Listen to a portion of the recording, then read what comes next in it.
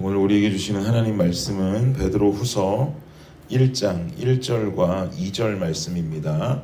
우리 함께 한번 한 목소리로 합독하겠습니다. 시작. 예수 그리스도의 종이며 사도인 시몬 베드로는 우리 하나님과 구주 예수 그리스도의 의를 힘입어 동일하게 보배로운 믿음을 우리와 함께 받은 자들에게 편지하노니 하나님과 우리 주 예수를 알므로 은혜와 평강이 너희에게 더욱 많을지어다. 아멘. 성도의 삶이라고 하는 것은 결코 쉬운 일이 아닙니다. 이 세상을 쉽게 살아가려면 예수 믿지 않는 삶을 사는 게 훨씬 나을지도 모릅니다. 예수를 믿는다라고 하는 것은 내 삶이 날마다 내 십자가를 지고 예수님 가신 그 좁은 길을 따르는 것입니다. 그러니 절대로 쉬운 길이 아니겠죠. 넓은 길을 내 마음대로 사는 것이 쉽지 좁은 길을 주님 뜻대로 주님 따라가는 것이 어떻게 쉬울 수가 있겠냐 말이죠. 그러니 우리가 예수님을 믿는다고 하는 것은 믿음의 선포인 동시에, 내 개인적인 믿음의 선포인 동시에 내 삶을 쉽게 살아가기보다 어려워도 주님 따르겠노라라고 하는 결단의 선포가 동시에 이루어지는 작업입니다. 이렇게 어려운 길을 가야 하는 성도의 삶을 우리는 가야 하는데 우리는 이 어려운 길을 도대체 무엇하러 살아가는 것입니까? 결국 우리는 주님 앞에 서게 될 인생이기 때문에 주님 앞에 서기까지는 이 어려운 길을 인내하면서 걸어가야 되는 것일까요? 그게 가장 중요한 이유가 될까요? 물론 이것도 중요한 이유가 될 수 있겠죠. 그러나 우리의 이 긴 인생을 참고 인내하면서 주님 만나는 날까지 수련하는 자세로 그저 참으면서만 살아간다면 이 삶의 모습이 얼마나 또 기쁨이 없는 비통스러운 삶처럼 여겨지지가 않겠습니까? 그래서 주님께서는 우리가 살아가는 성도의 삶에 수련의 자세로만 인내하는 삶을 살지 않도록 우리 삶에 선물을 허락하신 것들이 있습니다. 그 선물은 무엇일까? 우리 먼저 그 선물이 무엇인지 보기 전에 1절 말씀을 함께 보겠습니다. 1절입니다. 시작. 예수 그리스도의 종이며 사도인 시몬 베드로는 우리 하나님과 구주 예수 그리스도의 의를 힘입어 동일하게 보배로운 믿음을 우리와 함께 받은 자들에게 편지하노니. 지금 시몬 베드로가 편지하고 있습니다. 우리가 베드로 후서 말씀 보고 있죠. 우리가 성경 지식으로 알면 좋은 것은 흔히 신약 성서에 나오는 바울 서신, 바울이 쓴 서신들의 제목은 편지를 받는 수신처가 그 제목으로 사용됩니다. 예를 들면 에베소서, 그러면 바울이 쓴 편지인데 에베소라고 하는 곳을 향해서 쓴 편지가 되죠. 또 빌립보서는 빌립보 교회로 보내는 바울이 쓴 편지가 됩니다. 그런데 신약 성서에 나오는 바울이 쓴 바울 서신들을 제외한 모든 일반 서신들은 편지를 보내는 송신인의 이름으로 제목이 정해집니다. 그래서 베드로 전후서도 베드로가 어떤 수신인들에게 보내는 편지가 되는 거죠. 베드로 전서의 수신처는 소아시아 지역에 있는 성도들을 향한 편지였습니다. 본도, 갈라디아, 갑바도기아, 비두니아에 흩어진 나그네들에게 편지하노라 라고 베드로전서 1장에 분명히 그 수신인들의 대상이 나와 있죠. 베드로 후서는 그럼 누구를 향한 편지인가? 베드로 후서 또한 전서에 이어서 소아시아 지역 교회들을 향한 편지가 된다라고 보는 것이 신학자들의 일반적인 견해입니다. 이렇게 베드로 사도는 소아시아 지역 교회의 성도들에게 베드로 전서와 후서를 통해서 권면하고 있는 것이죠. 오늘 본문으로 채택한 구절은 이 편지, 후서의 인사말 정도라고 할 수가 있는데요. 이 인사말에 중요한 포인트가 담겨 있습니다. 2절 보시죠. 2절에 말하기를 하나님과 우리 주 예수를 알므로 은혜와 평강이 너희에게 더욱 많을지어다 라고 말합니다. 하나님과 우리 주 예수를 알므로 은혜와 평강이 너희에게 더욱 많기를 원한다라는 거예요.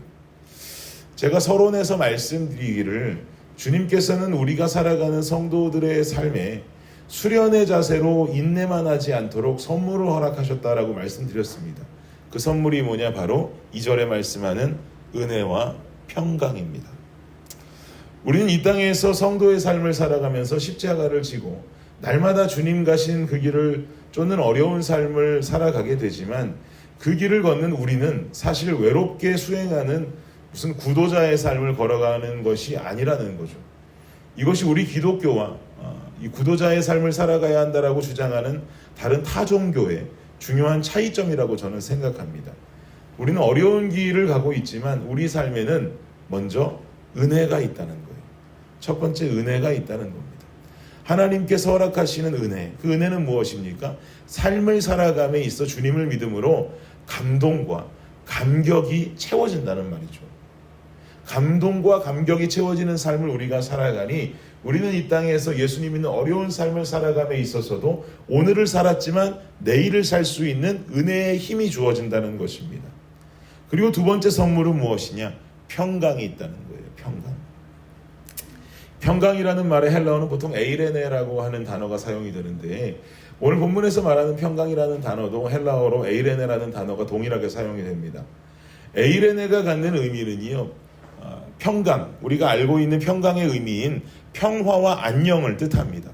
우리가 하나님을 믿는 이 어려운 길을 살아가지만 우리에게는 그 믿음의 길 안에서 하나님께서 우리 삶에 허락하시는 평화와 삶의 안녕이 함께 한다는 거죠. 그리고 이 에이레네가 가지고 있는 또 한 가지의 의미가 있는데 그건 뭐냐면 조화라는 의미가 있습니다. 조화. 예수 믿으면 우리가 살아가는 세상에서 고립되고 외롭게만 살아가는 것이 아닙니다. 우리가 살아가는 세상에서 만나는 사람들과 우리는 조화를 이루면서 살 수 있어야 됩니다. 이게 평강의 삶이에요. 이런 삶을 사는 자가 바로 에이레네, 평강의 삶을 살아가는 성도의 모습이 되는 것이죠. 즉 예수 믿는 사람은 세상에 덕이 되어야 합니다. 덕이 없는 신자는 올바른 신자 모습이 아니에요.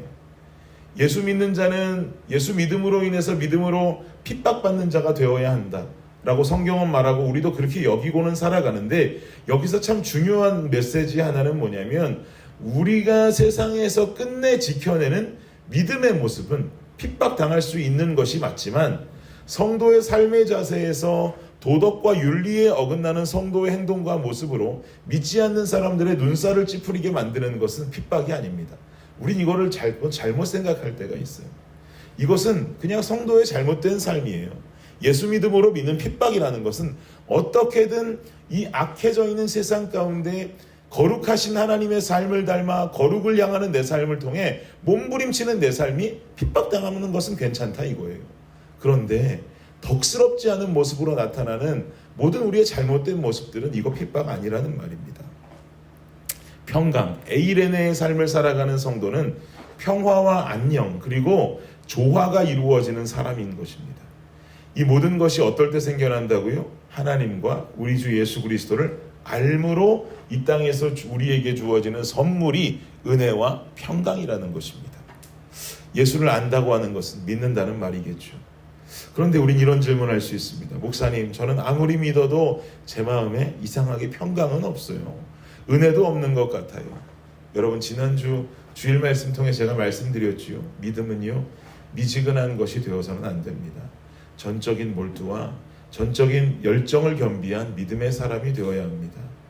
은혜 받으면 더 예배하고, 은혜 받으면 더 기도하고, 은혜 받으면 더 찬양하고, 은혜 받으면 더 말씀 볼 것 같지요?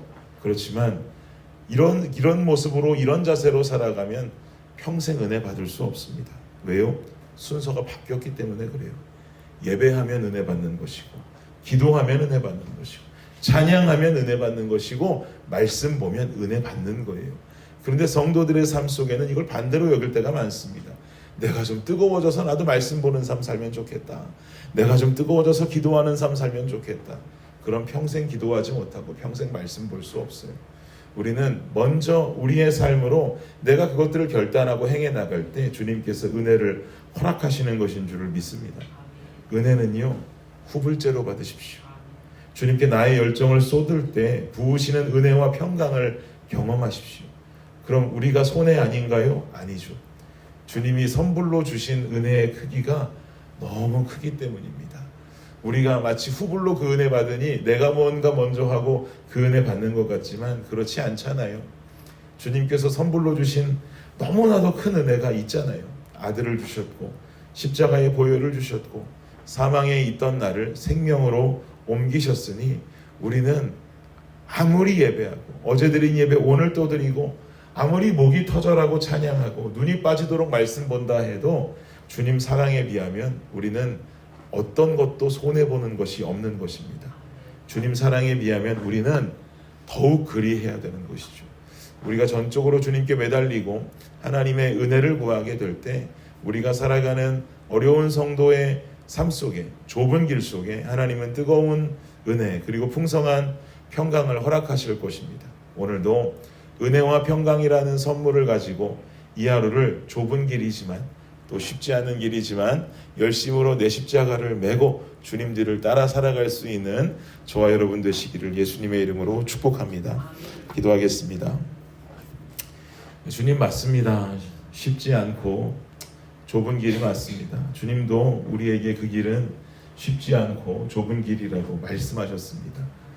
그러니 주님을 따르려거든 날마다 너희는 너희 십자가를 지고 나를 따르라 라고 하신 그 예수님의 말씀을 따라 우리는 이 길을 따라가야 할 줄을 믿습니다. 한 걸음 한 걸음 걷다 보니 감동과 감격이 있는 은혜를 만나고 한 걸음 한 걸음 걷다 보니 평화와 안녕과 조화를 이루는 평강을 만나게 됩니다. 주님 그러기에 이 세상에서 주어진 나의 삶을 그저 참고 꼭 인내하고 살아가는 것만이 아니라 평강과 은혜 가운데 기쁨으로 하루하루 좁은 길이라 할지라도 내가 밤낮으로 기뻐하며 성령을 따라 살아갈 수 있는 우리의 모습이 되게 하여 주시옵소서. 감사합니다. 이 모든 말씀 예수님 이름으로 기도드립니다. 아멘.